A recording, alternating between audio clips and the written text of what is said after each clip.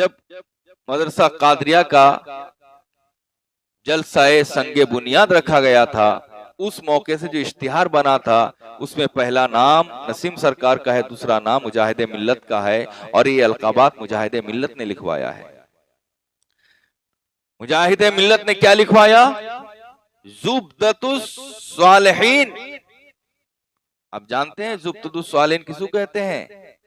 उन नेक परहेजगार लोगों को कहते हैं जो बुजुर्गी में और नेकी में जो आला मकाम पे फाइज हो, उन्हें जुब्दतुस सालिहीन कहते हैं। लिखते हैं मुजाहिद मिल्लत जुब्दतुस सालिहीन। आज नसीम सरकार को बुरा भला कहने वालों सुनो, तुम बुरा कह रहे हो, लेकिन मुजाहिद मिल्लत उन्हें जुब्दतुस सालिहीन कह रहे हैं। मुजाहिद मिल्लत कह रहे हैं जुब्दतुस सालिहीन, नुखबतुल आरिफीन।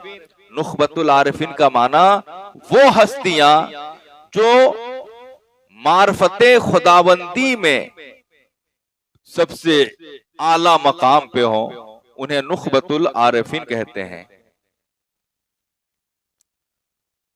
ताजुल असफिया यानी सूफियों का ताज, सिराजुल अतकिया, मुजाहिद मिल्लत इन्हें सिराजुल अतकिया कहते हैं, यानी परहेजगारों का सिराज।